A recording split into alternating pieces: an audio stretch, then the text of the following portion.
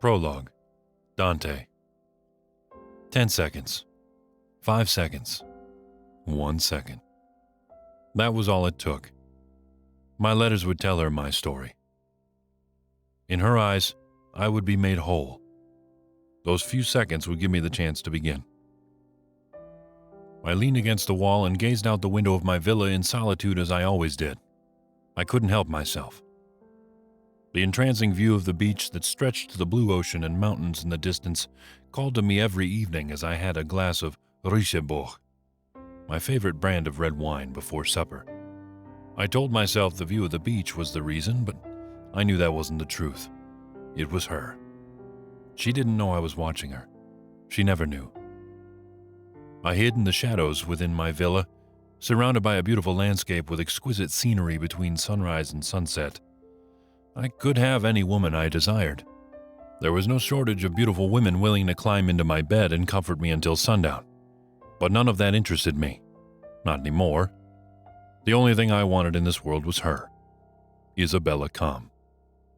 She wasn't the typical woman who would go for someone like me. She didn't have fake breasts, doctored lips, or a surgically enhanced backside. None of those superficial traits interested me at all. It was her overwhelming sense of confidence that sparked my attention. Her pride, modesty, humbleness, and inner strength made my heart palpitate with the very mention of her name. Personality-wise, I saw her as ambitious and kind, two traits that were rarely mutually inclusive. Her name rang with such elegant ambience each time it escaped my lips. Her athletic build, silky black hair, firm backside, and full lips drove me mad with desire. I needed her. We came from different industries, and our paths were likely never to cross, for now at least. However, I knew the moment I saw her speak at the youth's convention that something about her was different. Her words touched my heart unlike any other woman's had before. That's when I knew. I wanted her, and she would be mine. To be close to her, I purchased this luxurious villa next to her own. In a space that could house more than 20 people, I stayed here alone with my thoughts of her. The marble floors, large L-shaped sofas, leather lounge chairs, warm fireplace, and balcony doors that led out to the terrace were all too much for me. But I bought what I needed to be close to her. $10 million was nothing in my world. I would write it off as an investment, as I didn't plan to stay here very long. Everything I did since seeing her again was to please my obsession. I thought of nothing else. Nonetheless, I never realized my proximity to her would compel me to watch the horror that she called a marriage. Her narcissistic and abusive husband knew nothing of how to treat a woman of her stature. I saw the signs. I saw the betrayal.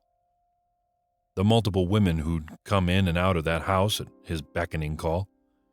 She didn't deserve this.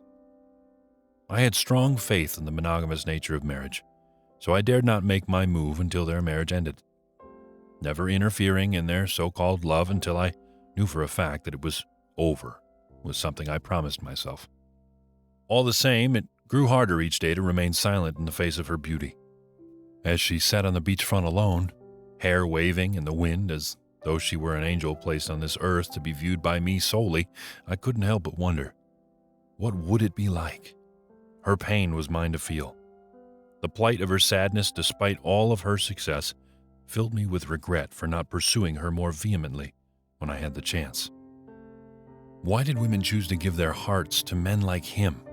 Couldn't she see the signs? Did she not hear the sounds of discontent and deviousness in his voice when he uttered the words, "I love you"? Nothing could be further from the truth. I knew he didn't love her. As I gazed into the beachfront overlooking the water, I saw her, walking alone outside with a glass of wine, tears in her eyes. Her hair was like a stunning visual of black silk, blowing in the wind. As much as my heart burned for it, I wouldn't approach her. I promised never to set myself up for heartbreak. I knew nothing would come of it as long as she was still with her husband. There must be something I could do to free her of this pain. That poor excuse of a man she called her soulmate was nothing compared to what I could do for her. Given his lack of career, job, stature, or manners, what the hell could she possibly see in him? That was something I must find out, no matter the cost. She would be mine. In those 10 seconds I gazed upon her beauty from my villa, I vowed that I would know her, and her, me. Chapter 1. Isabella.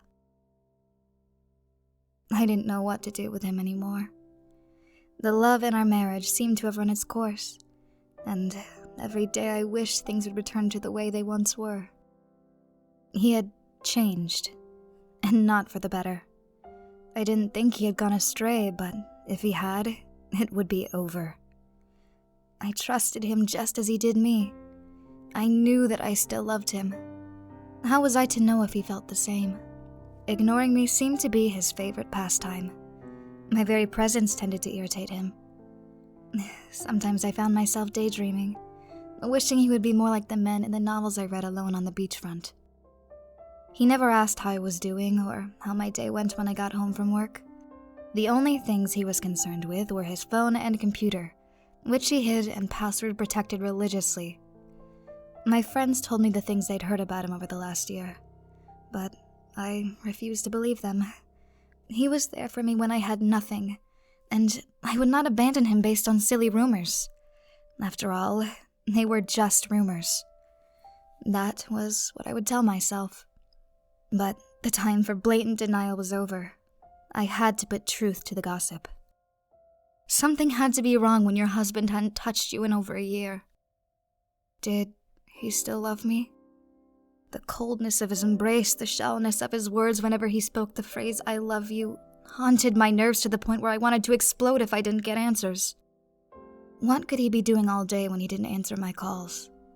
He didn't even bother to bring me lunch at the office anymore.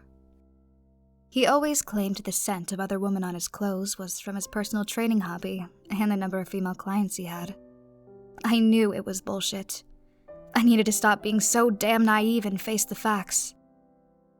I thought about hiring a private investigator, but what would it say of me? Maybe I was too damn insecure. What kind of woman would it make me if I hired someone to tail him? If the situation was that awful, then I should just leave. But with what cause?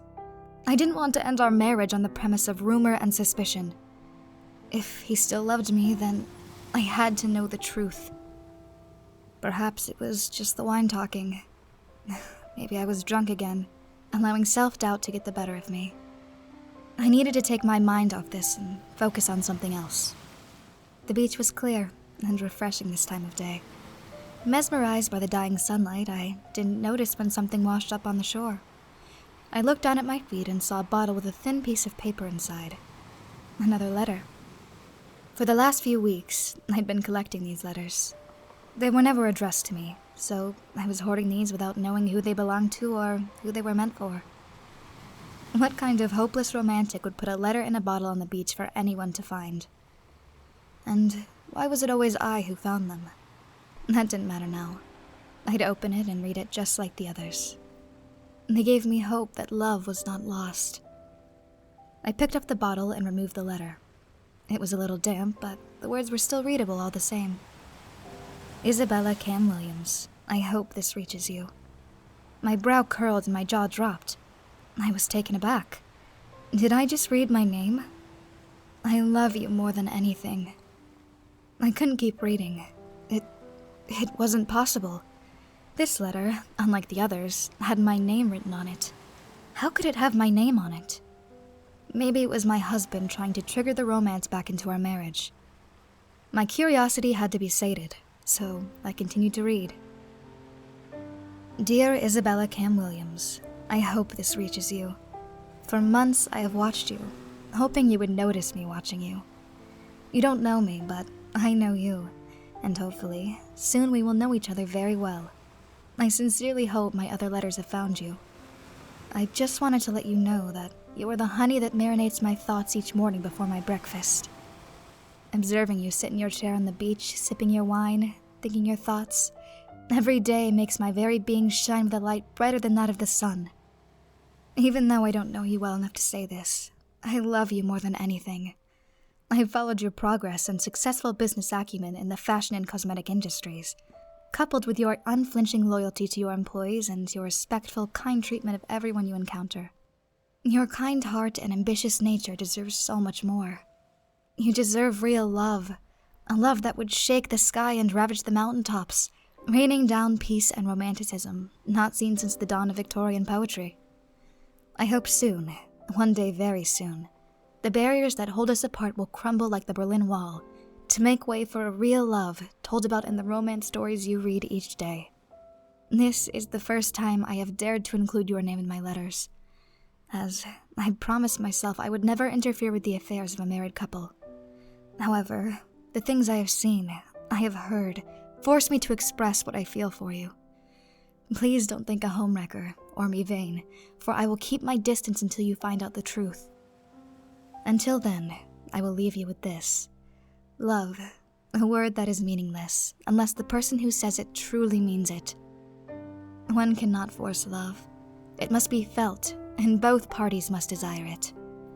That undying, gratifying sensation that we call love will befall you someday. I hope that when the day comes, I will be the one to earn it from you. So long, for now, Isabella Kam. These letters couldn't be from my husband.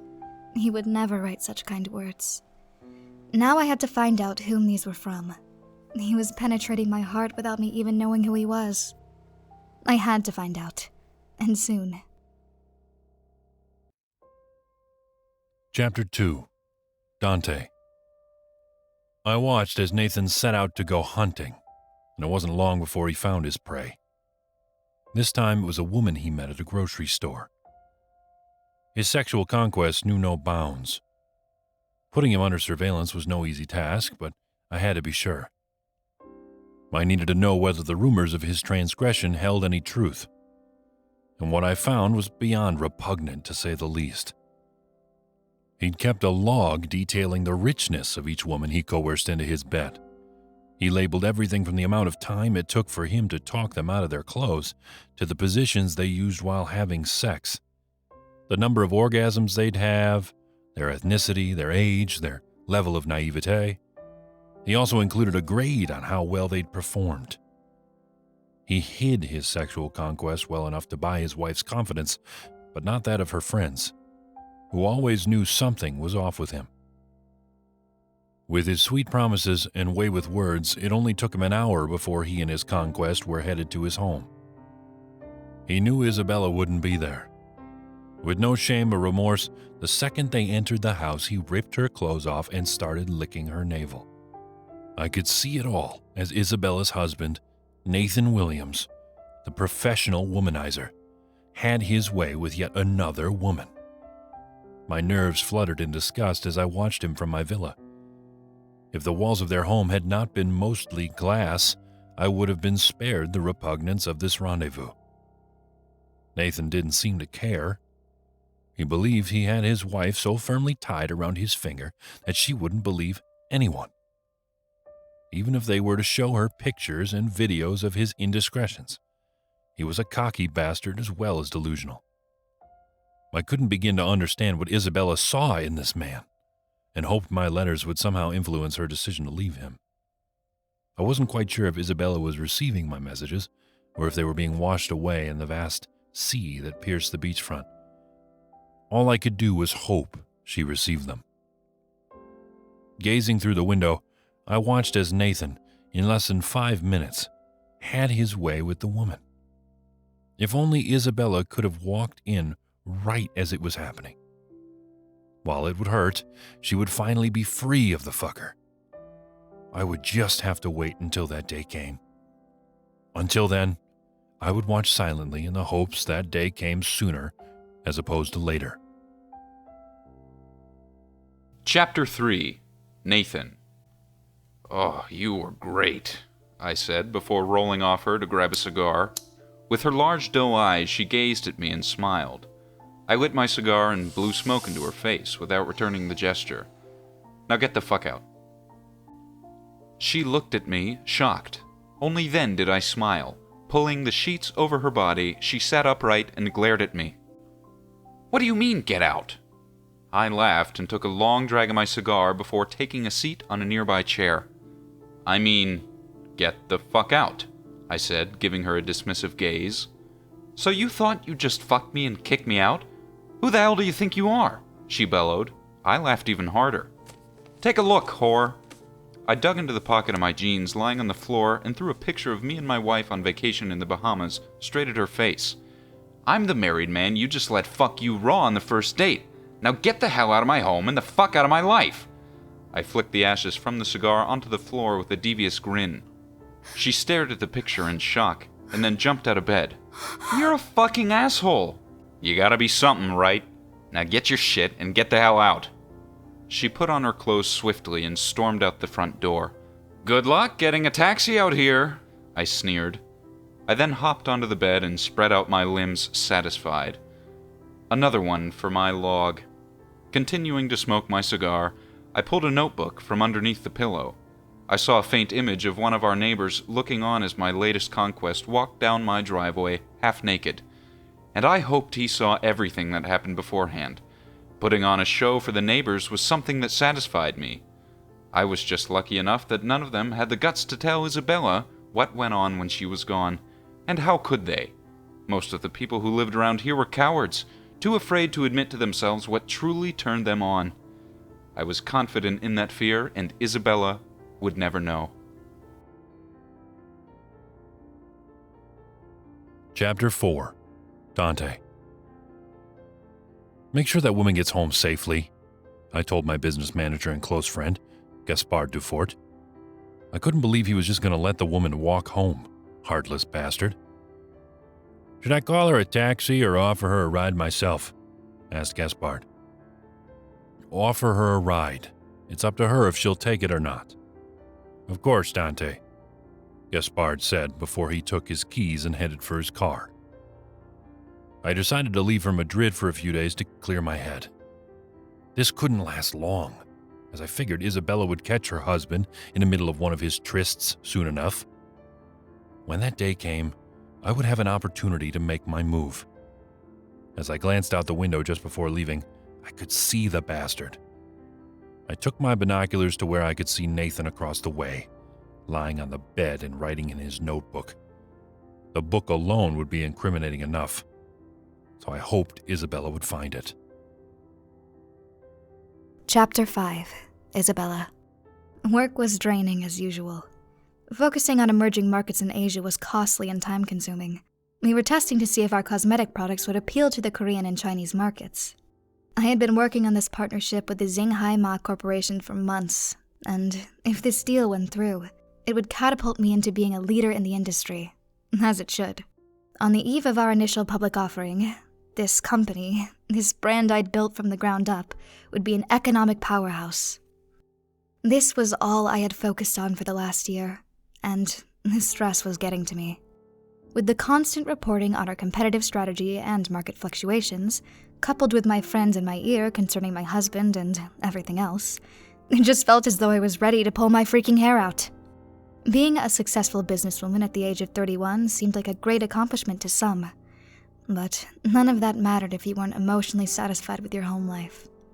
I barricaded myself in my work for far too long, and my husband rarely offered any comfort. "What are you thinking about?" asked Maya, my corporate assistant and cousin. She poked her head into my office without knocking, as usual. "How many times have I asked you to knock?" I said to her politely.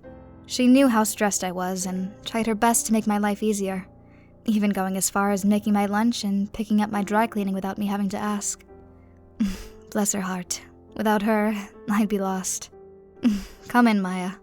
She closed the door behind her and placed the company's financial breakdown on my desk for an upcoming meeting with our CFO and legal team. I was so not in the mood for this right now, but to be successful, I had to push myself. My father told me that when I was a child. In fact, he hammered the phrase into my head for as long as I could remember. I often thought of my mother and father's relationship, and how they loved each other. I wish my marriage were as loving and passionate as theirs. My mother insisted on marrying for love and not riches. I could hear her voice in my head. A woman can make her own fortune, buy her own house, and build her own empire. The only things you should want a man for are his love, support, loyalty, and comfort, she'd said. I took her words to heart, but it seems as though I'd only gotten one of her wishes correct. "Are you ready to begin?" my CFO, Oliver Morehouse, asked me, as I stared at the wall, wholly dazed out of reality. I hadn't realized he'd entered the room, I was so out of it.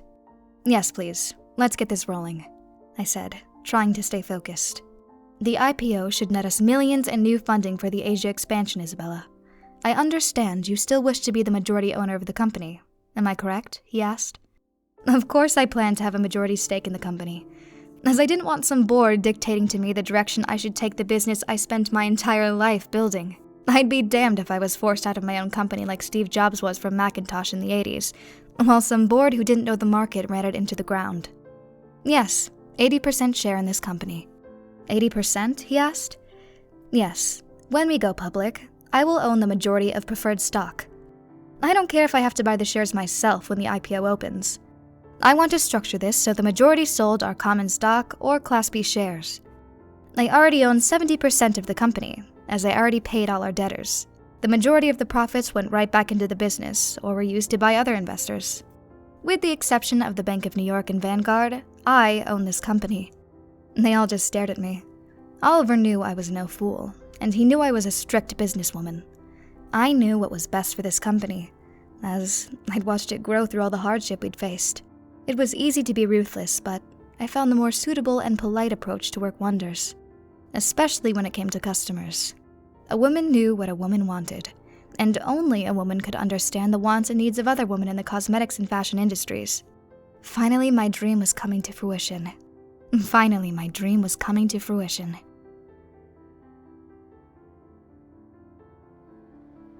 Chapter 6. Dante.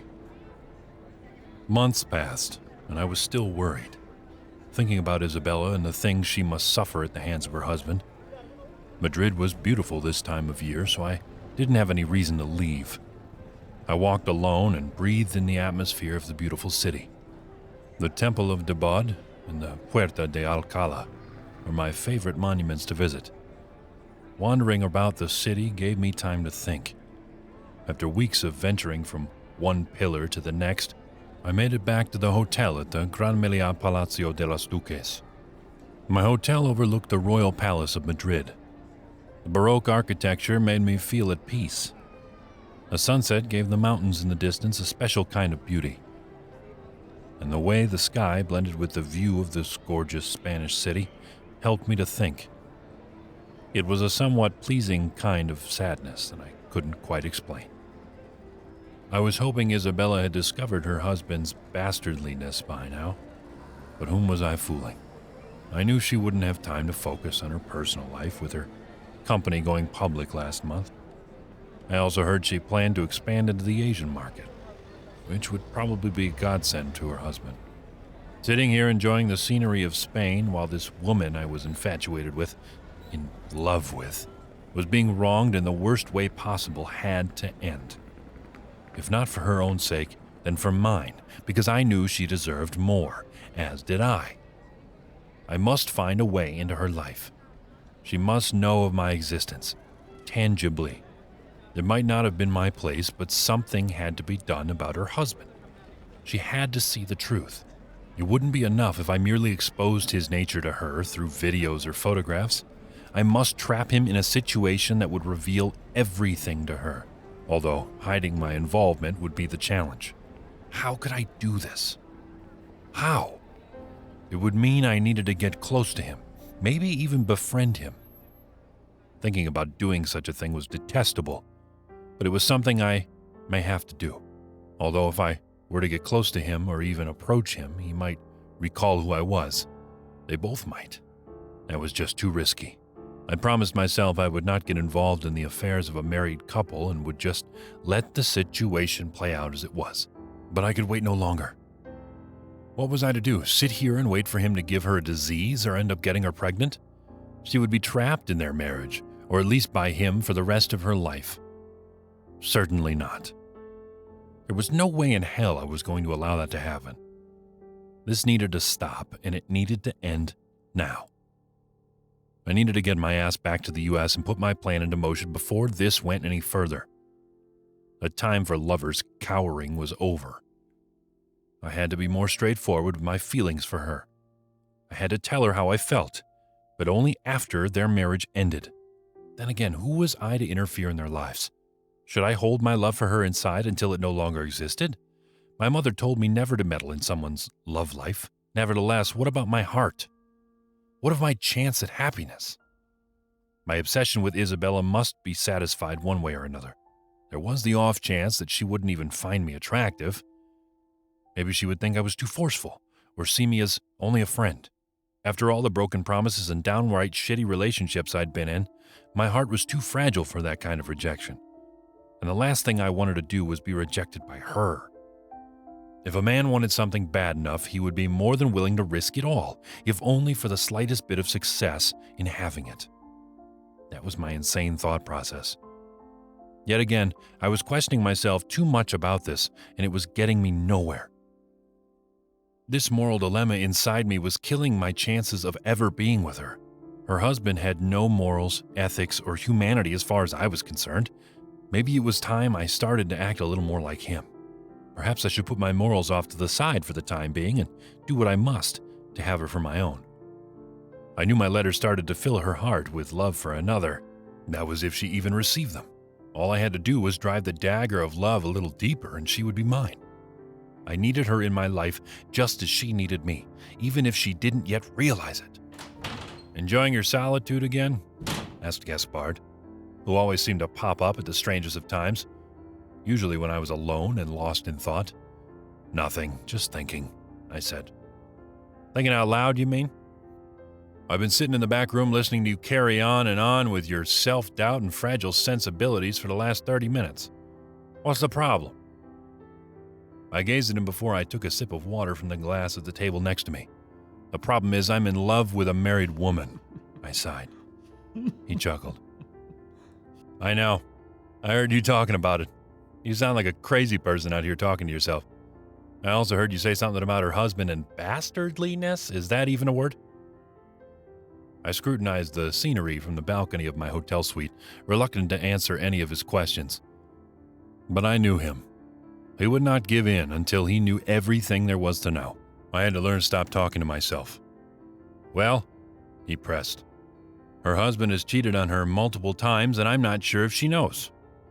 Maybe she knows, but doesn't want to face the truth. Or doesn't care," he muttered. I gave him a wide-eyed glare. "Listen, Dante. If you care for her so much, then why are you here in Spain? Why aren't you over there telling her this? Regarding the whole cheating bit, I just have to ask, are you insane? What the hell is wrong with you? If you had a lover who was cheating on you, wouldn't you want someone to tell you about it?" I was taken aback by his bluntness. He had a point. "Yes, but it isn't my place to go barging into their home, breaking up their marriage, regardless of what I've seen." Gaspard shook his head and placed his hand on my shoulder. "Look, you love her, right?" "Yes, I do." "You want to be with her, don't you?" "Yes." "And her husband is a cheating piece of shit, right?" I nodded. "Then what's the problem? Get over your self-loathing and moral dilemma and do what you have to do." "And what is it that I have to do?" "Push the cheating fils de pute into a busy highway in the middle of rush hour and whisk her away to Paris where you two will live happily ever after," he said, laughing. His joke put a smile on my face. I knew he was kidding, but he was right. If I were as tough in the affairs of the heart as I was in business, I was sure Isabella and I would be in Paris this very moment. I always doubted myself in the face of love. A nasty habit I needed to break. This was the first time I'd felt something such as this for a woman. It had to have been her innocence and beauty that bewitched me into this state of insecurity. I would take Gaspard's advice and head back to the U.S. The only question was, should I whisk Isabella into my arms, or should I expose her husband's infidelities first? I knew Gaspard would probably say, "Why not both?" His advice right now was like a shining light in a sea of fog, and I was thankful for it. Chapter 7. Nathan. It was without morals or dignity that I found myself enriched by such pleasures that would give faintness to the pure-hearted soul of my wife. Engulfed in a lifestyle that covered me covertly in sin, but I needed not the moral code of others who would cast me out for succumbing to basic human desires. I loved her, or should I say I loved her for a time, but now that time has passed. Intimacy with my wife had waned, and I should have made it clear to Isabella that monogamy was off the table if we were ever to get married. It was a real shame I was too much of a coward to tell her then. Isabella and I had grown up together, and luckily, for me, I was in the right place at the right time. For years, Isabella only thought of me as a friend.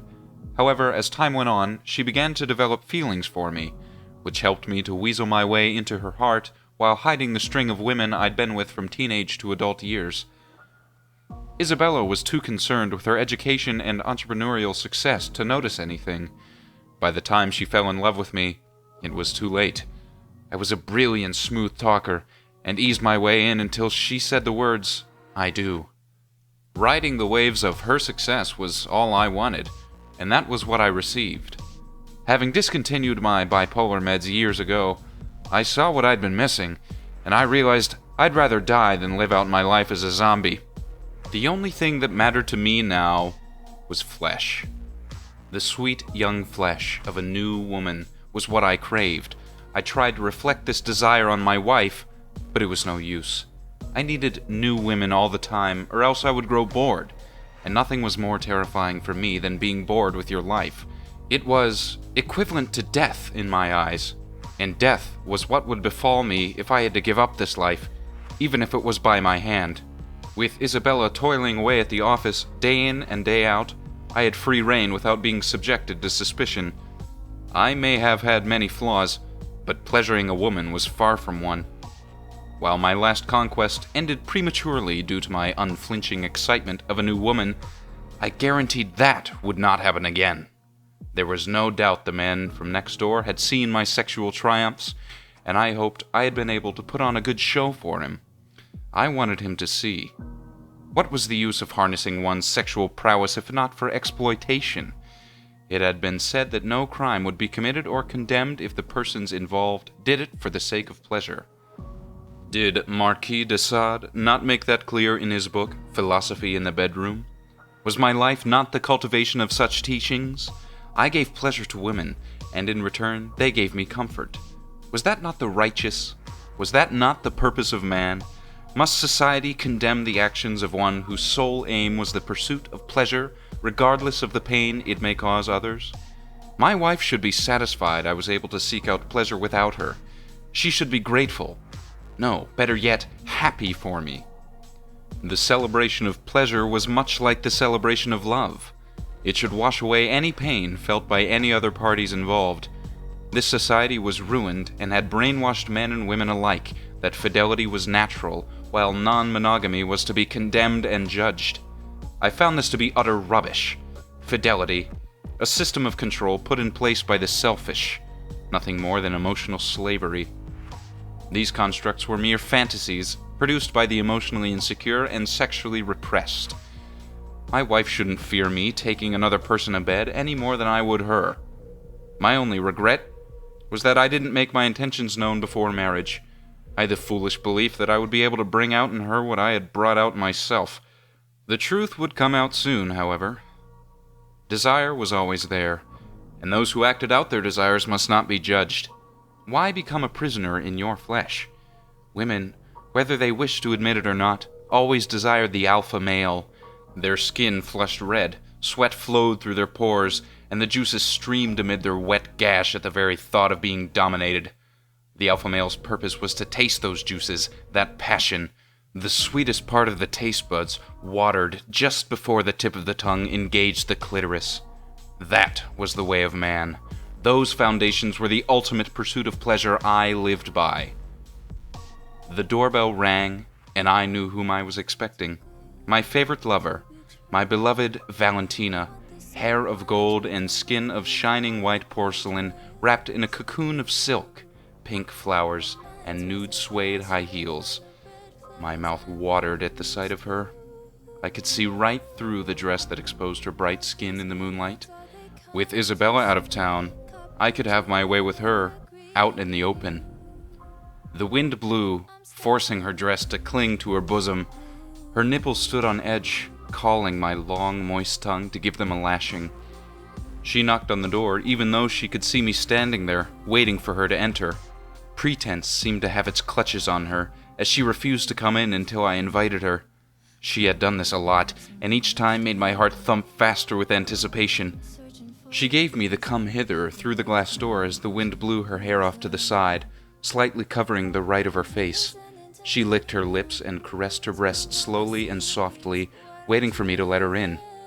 I walked up toward the door and opened it wide, begging her to come in and be dominated. "Valentina, why do you tease your master?" She smiled and entered the anteroom.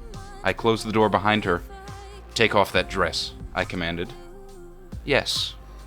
"Yes, what?" "Yes, sir." Has my little Valentina forgotten her manners?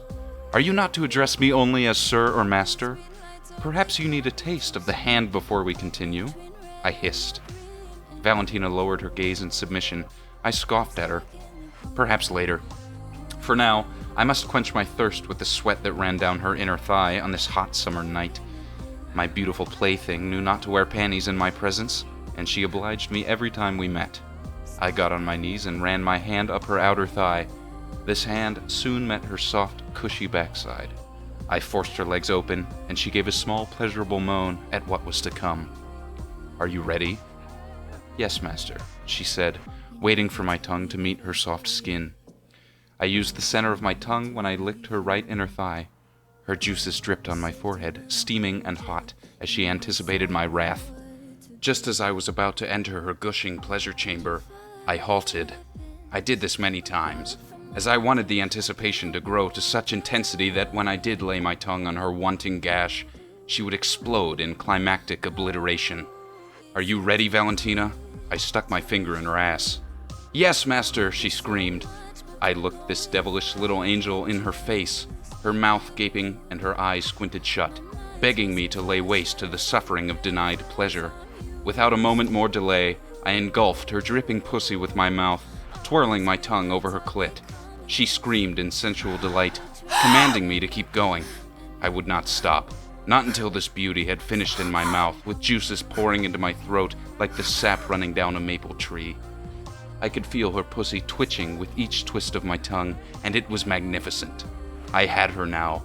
Nothing could control the shaking of her legs, not even me as she struggled to stay standing. Her knees were about to give way. No devil in hell could deter the sensation she was feeling, nor would I allow it to end. I hoisted her up on my shoulders and slammed her up against the wall to finish the deed. "Oh, master," she moaned, before unleashing an orgasm fit for the gods. I did my duty well, and now it was time for her to do hers. After the initial body quivers that accompanied a climax of that magnitude, I threw her to the floor and commanded her to kneel. She knew what to do. The collar and leash were already there. Without me having to instruct her, she placed the collar around her neck and waited to be penetrated. Such soft and flawless skin didn't deserve to go to waste, and this white porcelain doll would feel every inch of the whip. "Choose," I demanded of her, brandishing several whips of different size, shape, and sharpness. "Must I?" "Yes, sub, you must." She pointed to the smallest of them, a brown suede cattail whip that wouldn't even begin to do her skin justice. "Am I not your master? Am I not a kind and merciful master?" "Yes, you are," she whimpered. "Then why would you insult me with such a choice?" "But why would you insult me with such a choice, Valentina? Do you not trust your master?" "Yes, sir, I trust you." "Then choose again." She pointed to a choice I expected of her, the black leather horsewhip with my custom design of metal hooks on the tips. For now, I would show her mercy. I would remove the hooks this once, even though it would take away from my pleasure. "Who's your master?" I hissed as I brought down the whip. "You." "You what?" "You are my master." "Do you wish to feel the whip on your soft white skin?" "Yes, master." I pulled on the leash and continued to whip her. My little sub screamed in pain, but I knew those shouts were of pleasure. The pleasure she felt from being dominated, commanded, and told what to do. This was what she craved, as did most women, no matter how much they denied it. She begged for the whip as I laughed and yanked on the leash, choking her. "Fuck me, master," she screamed. "I'm the one giving commands, Valentina, and I will fuck you when I say you are ready to receive me." I brought down the whip more furiously than before. "Please, master," she begged. I chuckled before I tossed the whip aside and ripped off my clothes. She looked back slightly as I dragged her by the leash and slammed her face first into the wall. "You want your master's cock?" "Yes, sir," she pleaded. No reason to stall at this point. I spread her legs and inserted my long, hard thickness into her. She moaned in pleasure. "You are mine, Valentina," I reminded her as I thrust my manhood deep into her pussy. "Oh, God," she whimpered through her laments. "Yes, Valentina, I am your god, your master, your everything." She squirted on my cock and balls, forcing me to pull out. Each time she orgasmed, I choked her with the leash. I needed to hear her scream. "Come on your master's cock," I proclaimed as I choked her harder. Valentina was now in a state of perpetual climax. Faster, I shoved my cock inside of her, giving in to the orgasm forcing its way out of me. "Get on your knees," I ordered. She flipped over and bowed before me, mouth wide open. With my left hand on my cock, I unleashed my seed all over her face and breasts. She caressed the tip of my manhood with her tongue, licking every drop while staring into my eyes. Fantastic. It was now 3:26 in the morning, and it seemed as if we had been enjoying each other all night. She washed herself up and cleaned everything spotless. That was my girl, the only one with whom I was willing to bend the rules.